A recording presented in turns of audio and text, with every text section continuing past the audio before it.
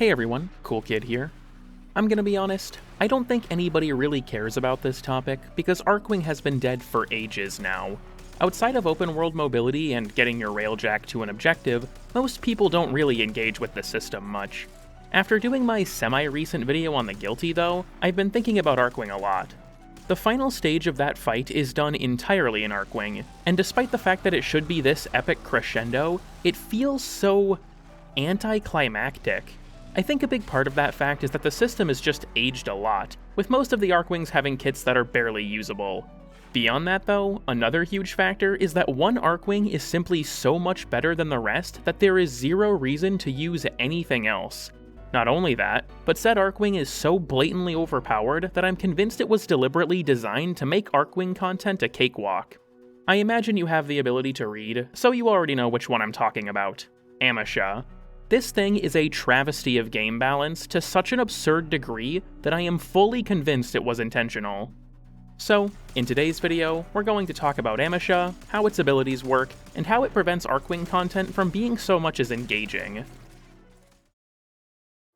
So, for those who are unaware, Amesha is Warframe's fourth and most recent Archwing, which is especially upsetting when you realize it just turned 10 years old. Amesha was created to fill in the support role, which was largely absent from the game's other three Archwings. While Amesha does fill in this support role well, it does it so well that it completely trivializes the game. To explain what I mean, let's talk about each of Amesha's abilities, starting with Watchful Swarm. Watchful Swarm occupies Amesha's first ability slot, and its function is pretty simple. On cast, Amesha expends 25 energy to spawn 15 orbiting drones, with the drone count scaling with power strength. These drones are consumed when taking damage to block said damage instance, and this includes status effects. On top of that, the swarm doesn't have any duration, lasting until all drones are consumed. If this ability sounds familiar, that's because it's Mesmer Skin. Okay, to be fair, it's not exactly Mesmer Skin. Watchful Swarm doesn't have the 1 second cooldown between charge consumptions, and it doesn't put enemies to sleep either. It does have a major trick up its sleeve though. You can give the full effect to allies. Looking at an ally when casting this ability gives them defensive microbots, which is kinda nuts. This even works in open worlds, though Archwing abilities stop working if the Archwing is dismounted, so you can't really dip in and out of Amesha to cast it on allies. So, this ability is already broken as shit, and it's the first one we're talking about. The implications of one-button invincibility are pretty obvious, I think, but this ability has some unique advantages that make it even better. For one, this ability's cast speed is instant. Say what you want about Revenant, but at least Mesmer Skin has a lengthy cast animation that leaves him vulnerable. In theory. Watchful Swarm, though, its charges can be recovered instantly, meaning that an attentive Amesha is literally impossible to kill. The status immunity provided by Watchful Swarm also makes Amesha immune to staggers, namely the ones from colliding with terrain. This makes Amesha a lot more comfortable to pilot in close quarters environments, such as the Corpus Ship Archwing tileset. Real quick, can we talk about how huge these things are? I'm not kidding when I say that Corpus ships are several kilometers across in certain missions. It's really weird. None of the Railjack ones are nearly this big, so I guess the Archwing missions just take place on the Infinity or something. Moving on to Amesha's second ability, we have Benevolent Decoy. This ability costs 50 energy, and on cast, it spawns a zone composed of 2 bubbles. There's a small inner bubble surrounded by a larger outer bubble, with the base range of this outer bubble being 80 meters. The small central bubble absorbs all damage that hits it, converting it to healing for allies within 100 meters. This healing is done at a 1.5 times rate, so for example, 100 damage would be converted into 150 healing. This healing multiplier scales with strength, and the outer bubble radius and healing radius scale with range. Speaking of that outer bubble, what does it actually do? Well, all enemy fire in the radius of this outer bubble is redirected into the central bubble, converting it to healing while drawing it away from allies. Benevolent Decoy's bubble lasts for a base 25 seconds, scaling with duration, and up to 3 bubbles can be active at a time. Well, it lasts for 25 seconds on paper, but this can be massively extended by recasting the ability while inside the outer bubble. This lets you stack the duration up to 3 times, making the ability last for much longer, and it also allows you to reposition an existing bubble freely. So, Amesha's second ability is another thing that makes allies borderline invincible. This makes missions like Mobile Defense a complete joke, as you can throw down the decoy on top of an objective and go do something else. No, seriously, because the bubble's duration stacks on repeat casts, you can mash 2 and then just get up and leave. Like Watchful Swarm, Benevolent Decoy is also able to be cast instantly, which is going to be a theme from here on out. I do want to note real quick that, while this ability is still good in open worlds, all Archwing abilities have 10% of their normal range in that environment. This makes the outer bubble radius 8 meters and the healing radius 10 meters, which isn't amazing, but it's still quite strong for defense objectives. Next up, we have Amesha's third ability, Warding Grace.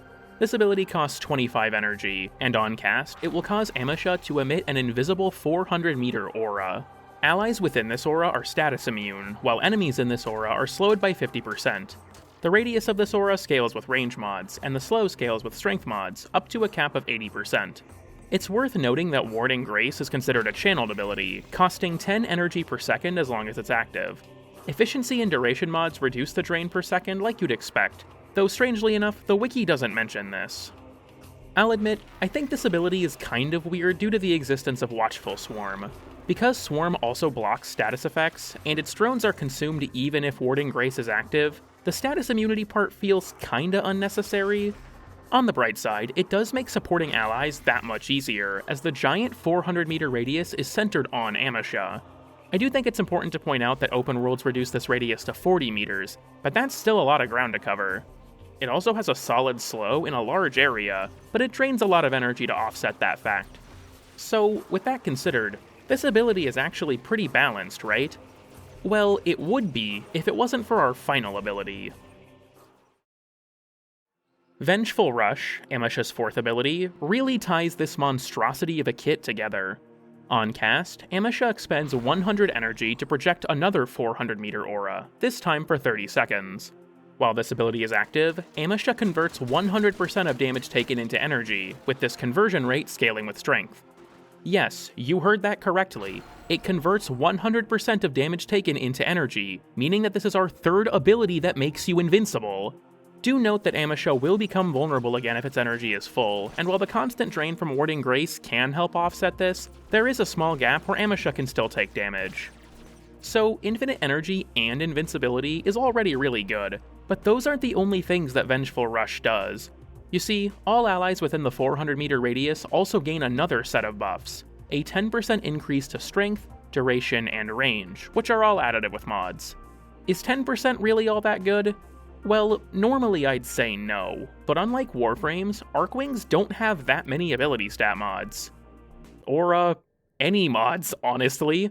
As such, this buff is actually pretty considerable, and it comes on top of the absurd energy regen this ability already provides.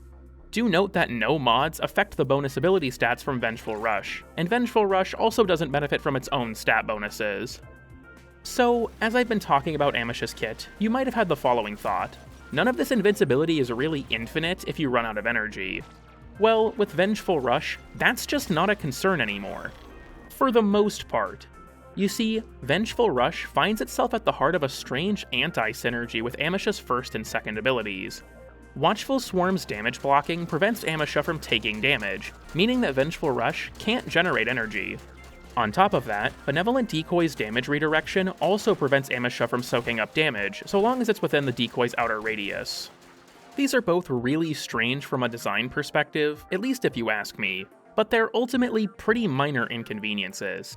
Amesha can pop Vengeful Rush when low on energy, let enemies strip away its Watchful Swarm, and then recast Swarm once its energy is full.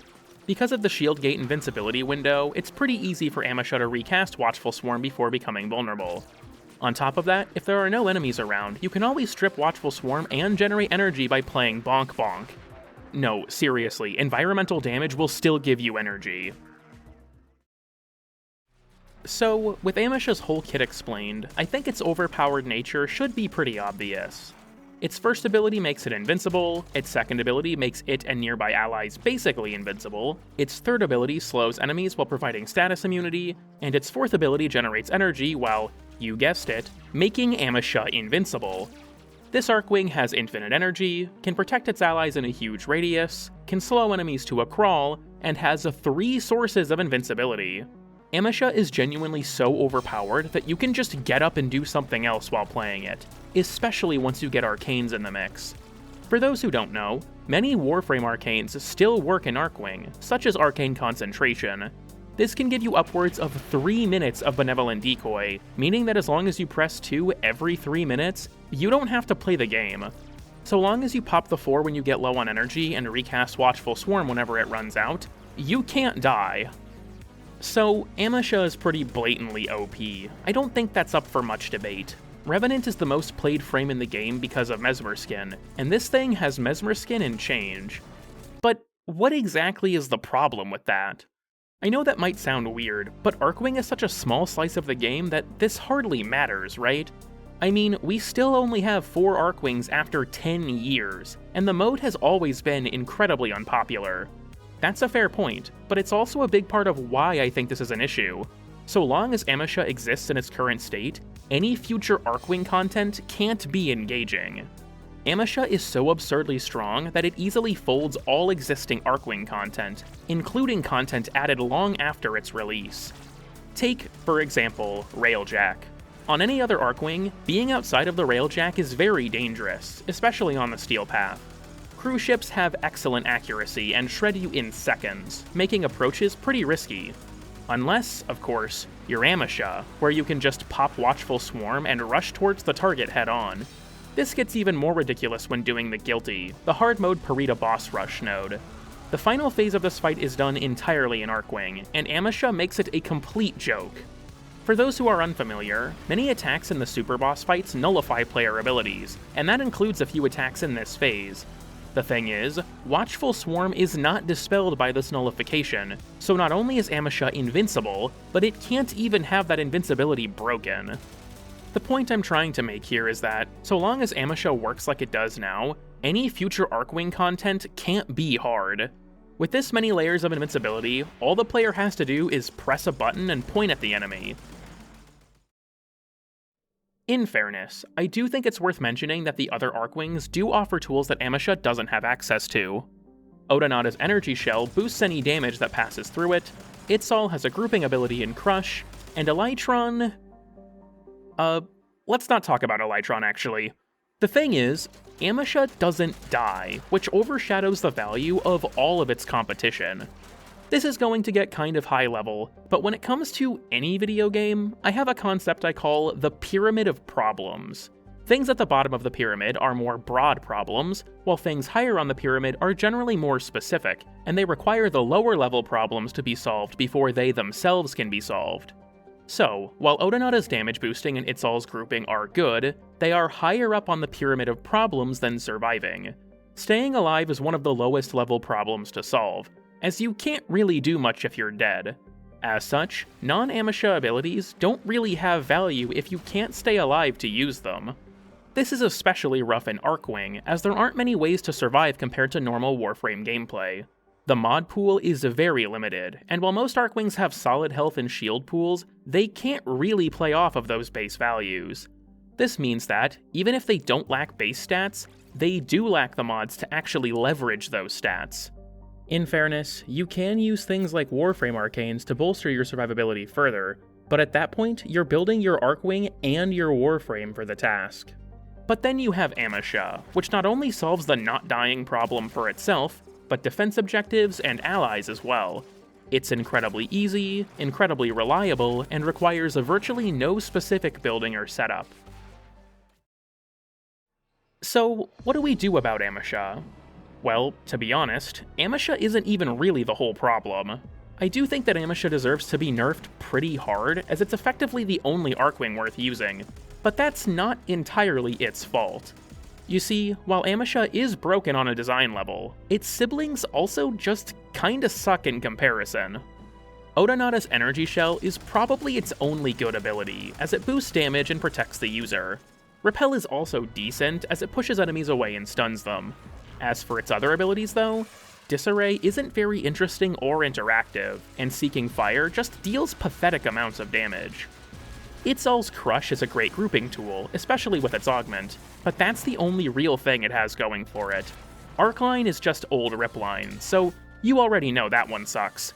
Penumbra only works while the user isn't moving, which really limits its usefulness, though you can maintain it while blinking.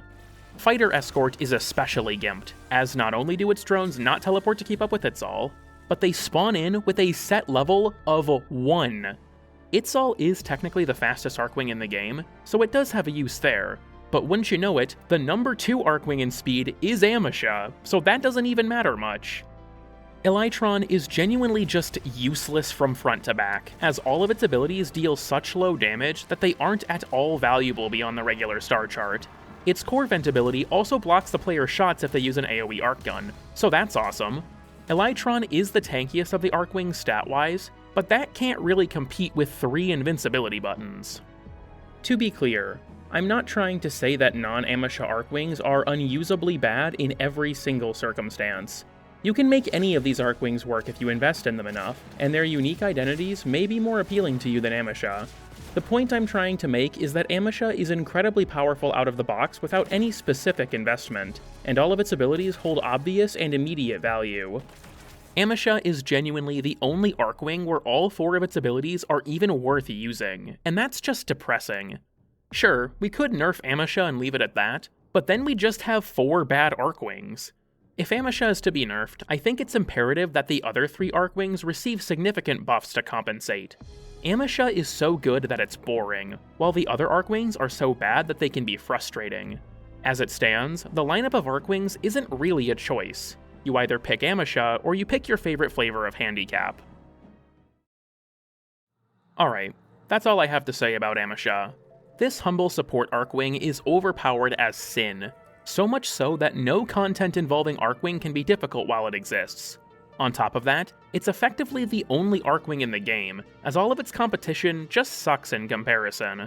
Let me know your thoughts on Archwing in the comments below, and feel free to like and sub if you enjoy wasting your time. I also want to give a huge thank you to all of my members for supporting the channel. This video wouldn't exist without you.